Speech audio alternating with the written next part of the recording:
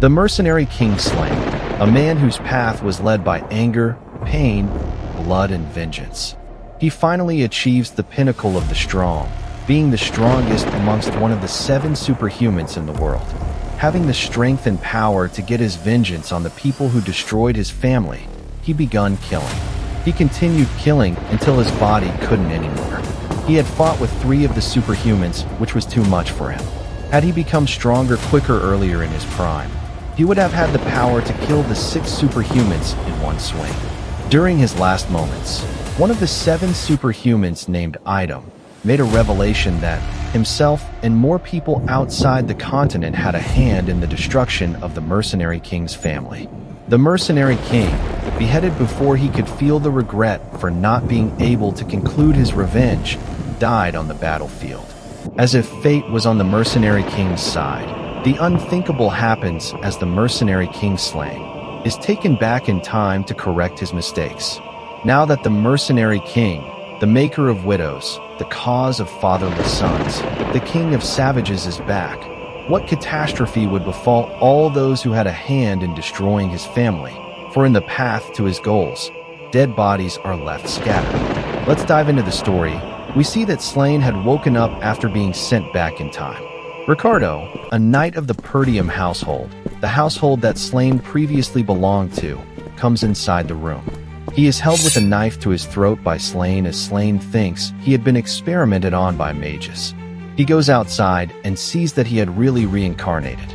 He starts to smile, feeling happy that he can see his household again. The brightful moment is cut short as we see orcs, humanoid monsters that are twice as bigger and taller than normal humans, attack them. The team had gone out to raid 3 orcs, but it seems the information was wrong. There were more than 20 orcs as this brought down the morale of the knights. Slovan, the raid's commander, charges at the orcs. Slovan gets a chilling feeling as that an orc is planning to strike Slovan down.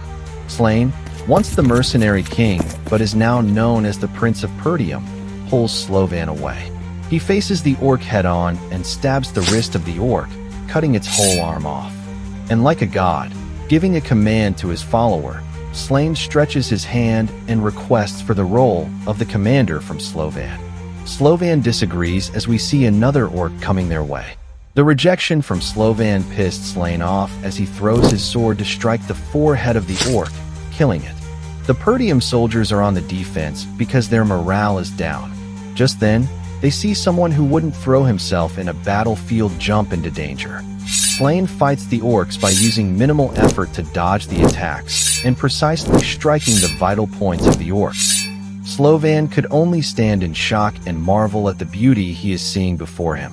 Slain runs away, causing the orcs to follow him to the cliff. Slovan gets an idea of what Slain is thinking and commands his men to charge forward. We see that the trapped orcs are pushed off the cliff as they fall to their deaths. Slain, hanging from his sword, cannot hold on as he also falls. Slain wakes up as he feels sore all over his body. This is as a result for pushing his body to the limit. His butler, named Belinda, comes into his room as he runs to hug her. He decides to tell her about the future, but she doesn't believe him. Just then, Elena, the sister of Slain, comes into his room. Slain begins to remember that his sister went to a festival that resulted in her death. He says to himself that Elena will die in 7 days, and his first mission after regressing will be to prevent that. Philip and Jamal, the bodyguards of Elena, come into the room and take them away. Slain requests to help with the festival preparations in order to survey the area. This is so that he would be prepared for what's to happen in 7 days. An old knight named Fergus comes as he takes Slain to a training ground. Slain, who had the highest point of understanding in mana, starts his quest to become strong by gathering mana from nature. He reached the 5th circle in his previous life, making him the strongest being, but now, he wants to break that barrier. He collects mana attaining the 1st circle. He achieves the 2nd circle. He goes as far to achieving 3rd circle. He goes beyond his limit as he starts to vomit blood. 3rd circle is his limit for now as he gets up standing with the resolve to kill all who will stand in his way. The day of the festival is finally here. Slain prepares his weapons as he is seen meeting his sister. The day comes to an end as Philip and Jamal, with bloodlust in their eyes, come to suggest a place to Elena. It was at this moment that Slain, the man who has killed and has tasted death before, see the murders of his sisters. Elena wants to leave when Philip and Jamal stop them. They seem to have prepared very well, as all escape routes have been blocked. 3 men with their leader, named Frank, come out to seal the deal with the duo.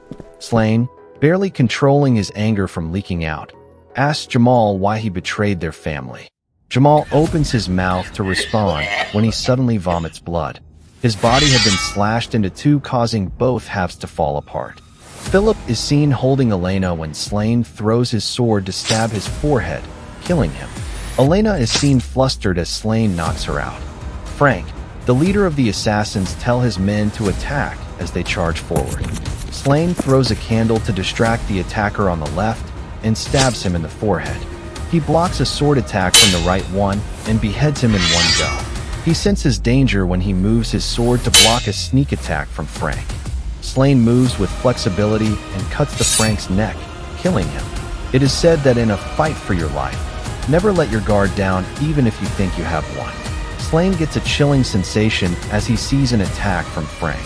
It turns out that Frank had minimized the attack to his neck with mana. Slain blocks the attack from behind as he smiles that his prey didn't die easily. Using the power of Frank's attack as a propeller, Slain moves downward and uses his leg to perfectly strike the chin of Frank. He activates his 3rd core, making him faster and stronger. Frank could only block the attacks coming at him, unable to understand what was happening. Before he realized that he had picked the wrong opponent, Slain's sword had already slashed his chest. Slain follows up with a stab to the stomach, destroying Frank's mana core. Frank exposes his contractor with the exchange of his life being spared. But if the Mercenary King was merciful to his enemies, he wouldn't have gotten his title. He cuts Frank into 2 and burns the dead bodies of a prince killed so that he would be framed for Elena's death. As the saying goes, even the walls have ears. We see another assassin leaving after witnessing the incident. We see a council of people who have gathered to eliminate the Perdium household. They plan to use Slain's cousin named Cain, a man who is said to be the strongest among his age group, to kill Slain in a duel. The festival, which was the source of income for the country residents, had been cut short because of the incident with Elena. The residents rally outside of the castle, asking for money. Just then, a knight comes in saying that Cain had come to their castle asking to see him. We see Slovan being beaten up by Cain. Slain comes in as Slovan calls for his master. The look on his face says it all as Slain struggles to control the rage seething inside of him. Cain, on the other hand, looks like a force to be reckoned with. That was when Slain realized his source of money. In the past, he had been using his money to get drinks and women for Cain whenever he came around. He requests Cain to pay him back, or else he would beat him up. Cain gets pissed off as he prepares a punch. Slain dodges to the right and ducks to dodge another attack. He then strikes Cain in the stomach, causing Cain to spit blood.